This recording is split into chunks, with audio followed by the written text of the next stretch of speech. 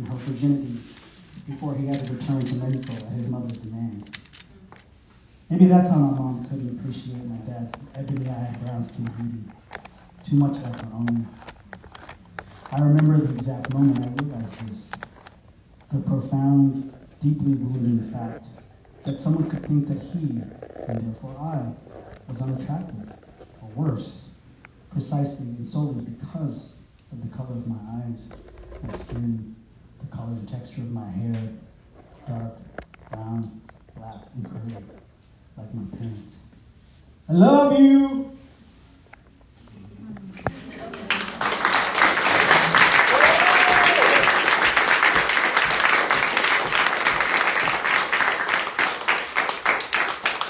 And I love you, Cathy. Always. Forever. And with that, I'm going to read actually a piece of Cathy's. One of many that I love in this very small book of hers. Small but packs a big punch. Called I Love My Women. Sometimes they love me. Even though the punctuation. So, before Cathy comes up and reads in her own voice, I'm going to read a piece by her. It's real short, I promise. It's called Breakup Haiku. It was what it was when it was. Now it ain't.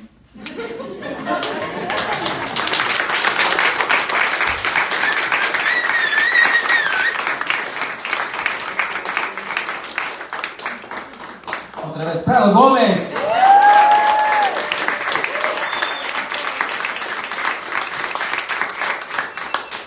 And now we're going to get to our honoree. I met Cathy in the 90s, and we quickly bonded over writing about the mission. And I recall like that quiet determination of writing a book and publishing a book that's going to be about the mission. And she actually asked if I would write a blurb and gave me the manuscript. And I recall reading through these intimate portraits of family life, of lived experiences in the mission. And I recall in particular a piece that was based on an article.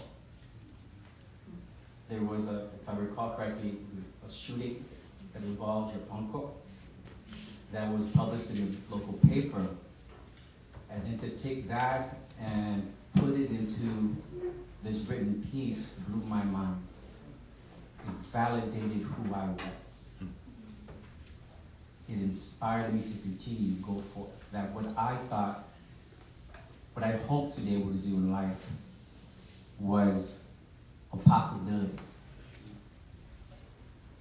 And I just remember just thinking like the accomplishment that I was witnessing. And then Berta asked me to write a blurb about what she had accomplished. It was an honor. It was a pleasure.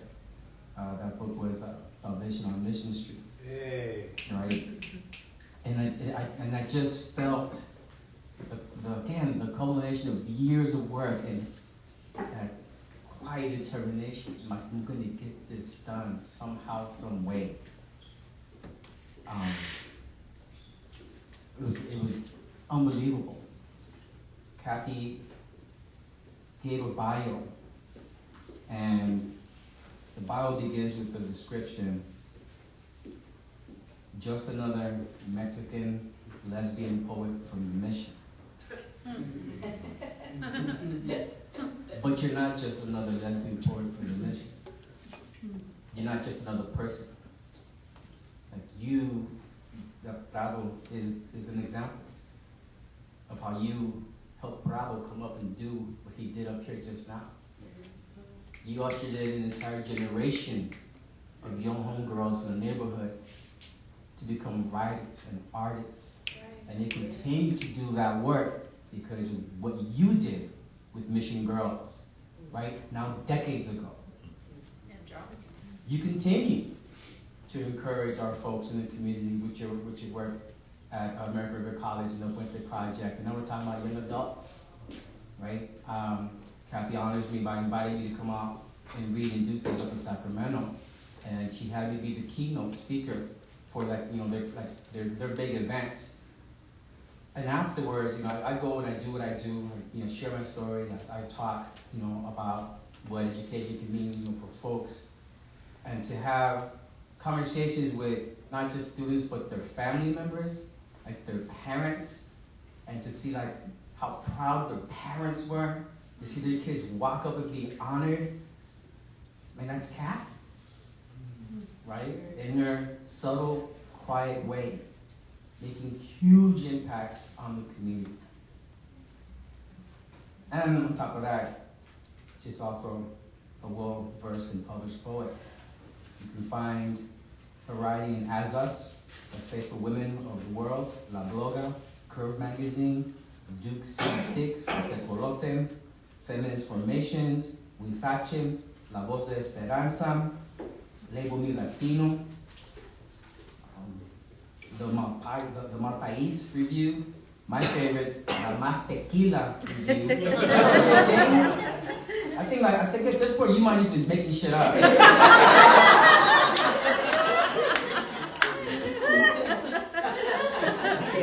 La Más Tequila review.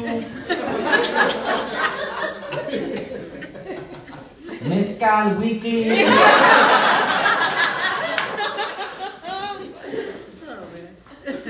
I'll get the next round. Anthology.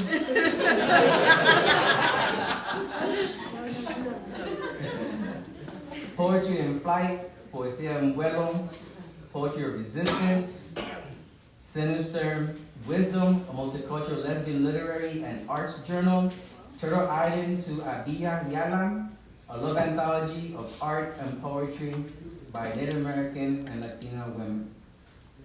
And of course, they're the author of 2 books, Salvation on Mission Street, and I Love My Women, Sometimes They Love Me. It is my pleasure to present this year's Community Appreciation Paoli Award to the one and only, not just another lesbian poet, Cathy Arellano.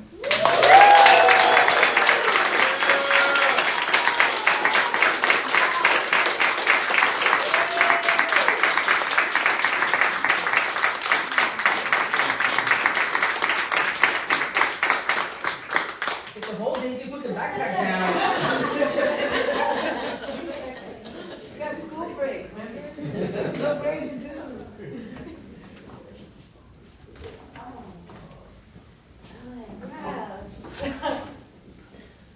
Number one, I'm a credit, so I'm like, it's I can't read it. I can read it, but thank you. I wrote some things, and I'm gonna read some notes and read some poems and stories. And so it's just, so what? Personally, creatively, I knew I was gonna cry, but dang, Okay. I just want to say, with a lot of love, here. Okay, thank you. And, okay, I'm going to try to get to some cry. And so I want to start off by just acknowledging, who I come from. Some of the names, I just want to say the names. I start with my parents. Daniel Arellano, up in West Oakland, born and raised in West Oakland.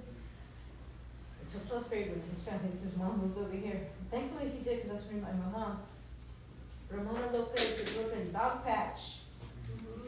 And on my dad's side, his mom's Jovita Manriquez from Baja. His dad's Tomás Arellano from Chihuahua. And my mom's side, Juanita Casillas, who was born in Chicago. My grandpa, who went by Frank, but is Francisco, Inocencio, but it's very nice. Also from Baja. And my grandpa's, I just have the names of his mother, Asuncion Enriquez, and his grandmother, Cleofas Lopez.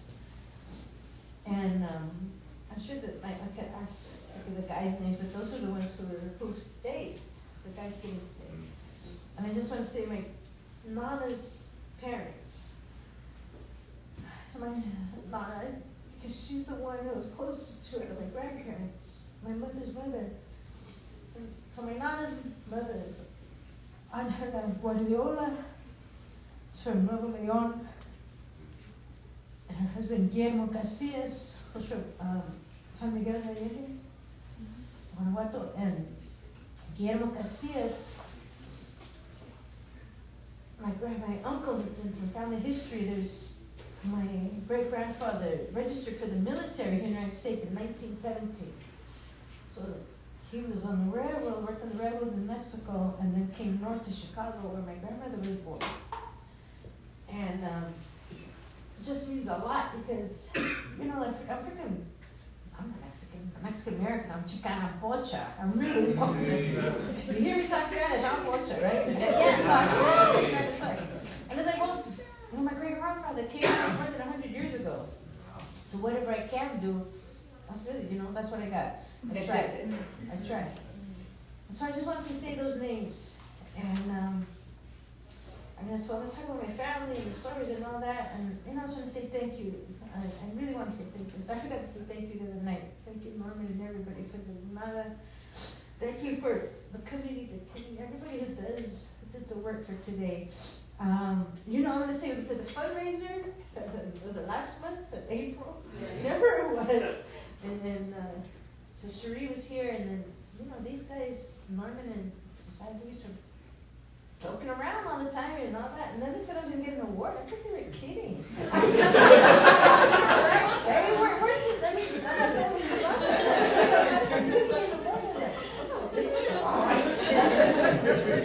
So, thank you for everybody, because I didn't get to go to many events, but then the program was great. I know, it was great. And it takes a lot of people, and you're, paid, probably not paid enough, and if you didn't get paid, you should have been paid. And thank you from my heart and with love, very pretty with love. I know it takes meetings and phone calls and all of that, so thank you. Medicine for Nightmares, Don, thank you. And I met Don back, it's like it's like the community, and back at Montine's bookstore. And my partner teases me sometimes because she goes, "Oh, how do you know that person?" In the community.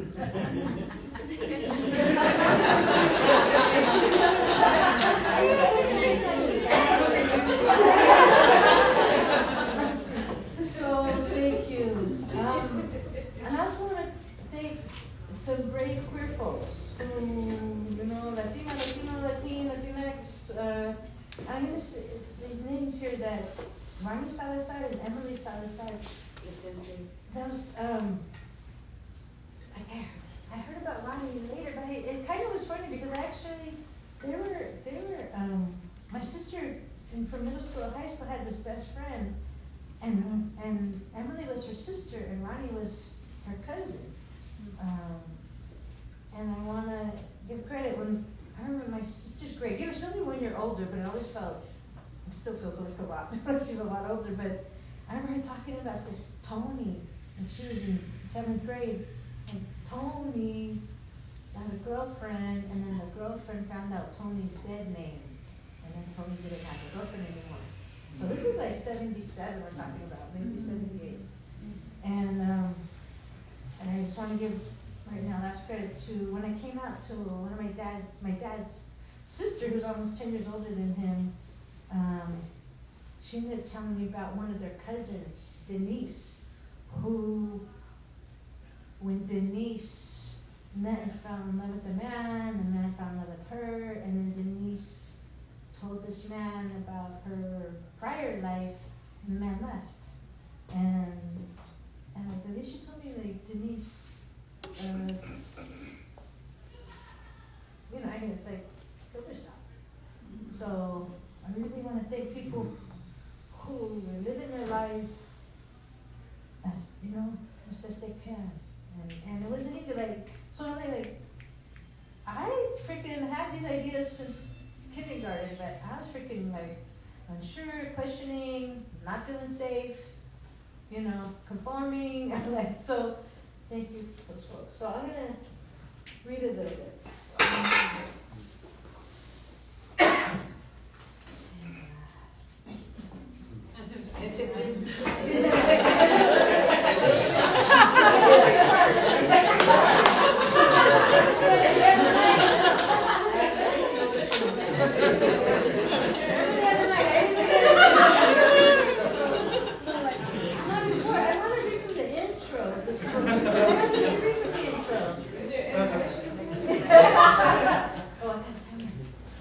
She got a timer.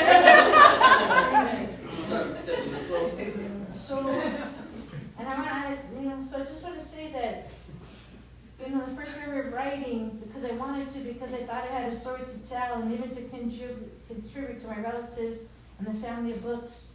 I was around, it says 9 years old. I actually found something was it 9 or? This thing is 8. I'm 12 years old, close.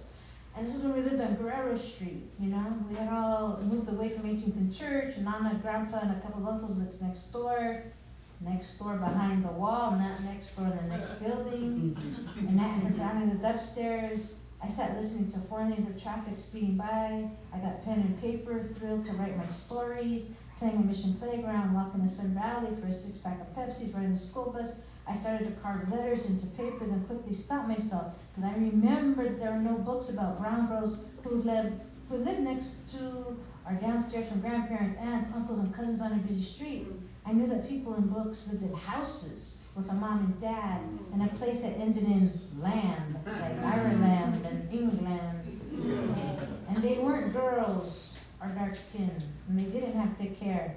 So then I wrote, there was a boy who lived in Ireland, and I thought it sounded better, okay? He lived with his mother and father on a farm, and they grew 4-leaf clover, and then I stopped writing.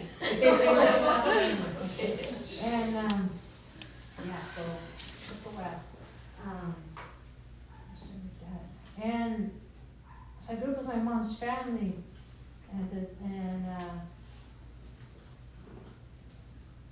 it was, I'm gonna read this piece. And my mom and her parents and his aunts and uncles and the cousins.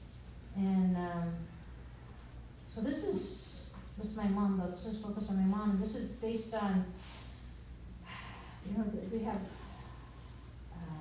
this is the Iran crisis. They held hostages.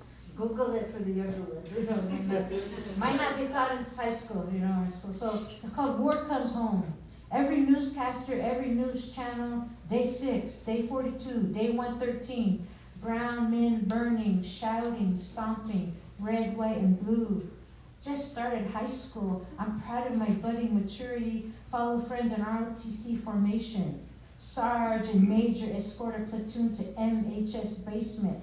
Hand us boys, drill team, rifle, twins. Ours have bullets, okay? Sarge leads us 25 yards from targets, commands us, go prone, butt to shoulder, cheek to stock, aim, relax, fire. The sweetest, wildest, most intoxicating, most addicting thrill in my life. Shakes my core again and again. I shake my fist at the TV, couldn't wait until we showed them. After her 9 to 5 in that Civic Center skyscraper, Mom sits next to me on the sofa, points at the screen. Look at them. I reach for her hand that always soothes mine when I need it. It's okay, Mom, we're gonna get them. Mija, they look like us. I look past the rocking fist. Those faces and voices remind me of the one that 24th Initiative. Freedom, justice, U.S., get out. Mom scowls at me, stands up. I got dishes to wash. Do your homework, turn off that thing. She walks out, leaves me feeling straight up, shot up. So, yeah.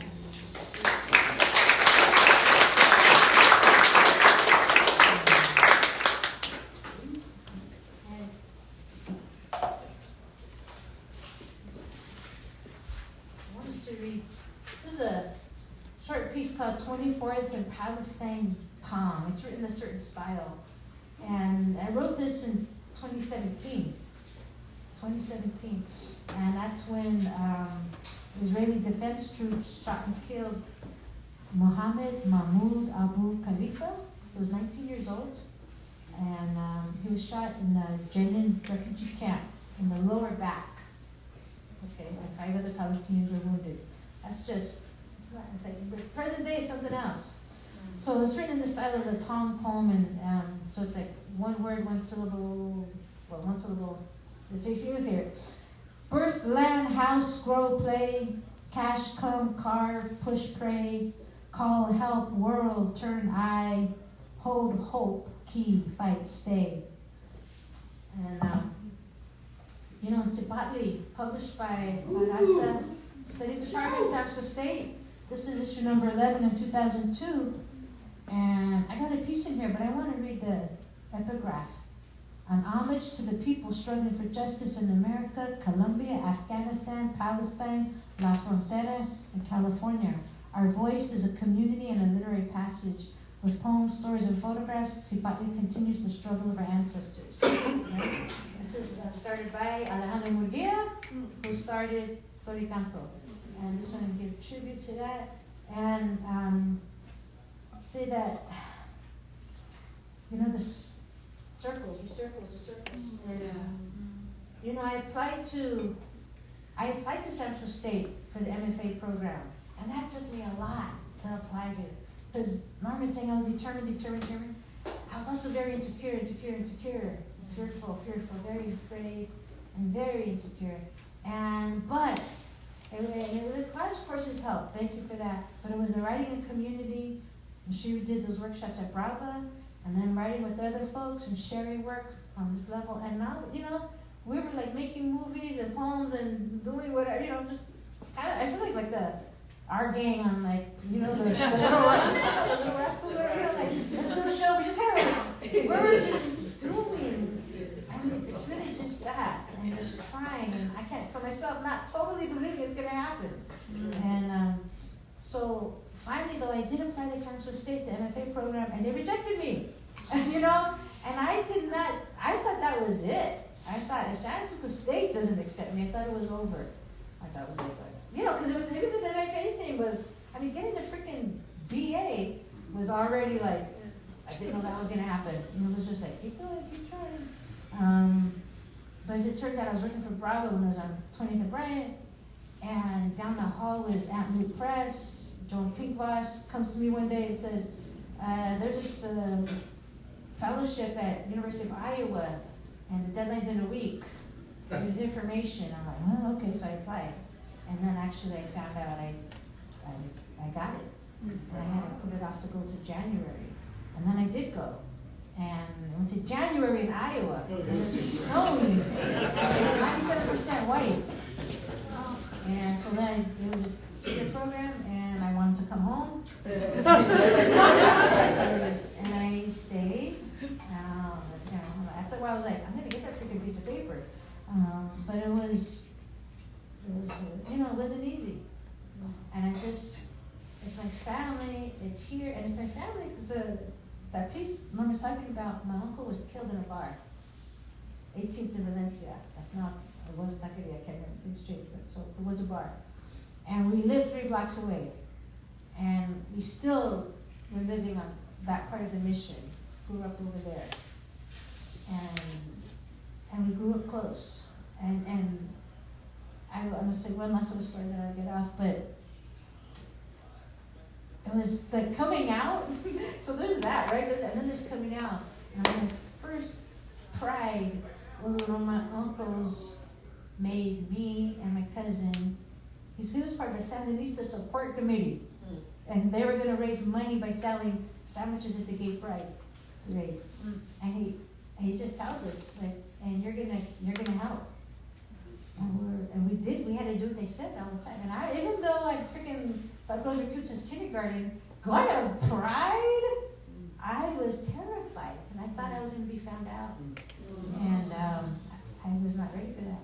And So we went, and it was scary, and I survived and all that.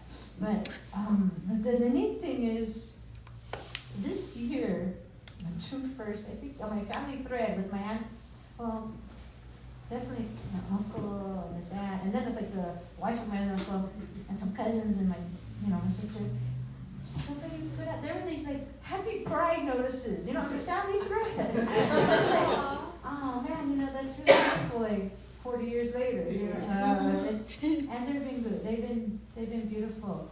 And I'm gonna write about like it's coming out, and then my drunk uncle outed me. That's in the book. It's just. And I forgot something, and right before I came up, I texted my uncle, the one who said, "You're coming to the gay party, we sell sandwiches," and he responded and gave me the name that I wanted. And I'm going to stop there, and I just want to say thank you so much.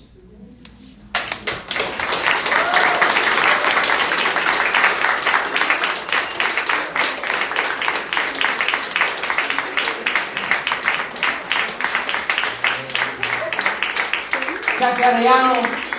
Un aplauso.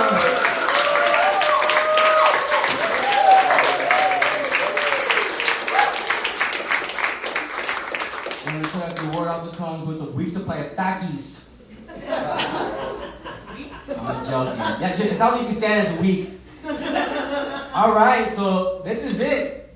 Oh, there are copies for sale of Cathy's books to buy, support the bookstore. Donations, the QR code still works. So support the For Encanto. This is coming to the end, so now we celebrate. Now you're allowed to eat pozole. Don't all rush the table. Be civilized. But thank you all very much for celebrating with us.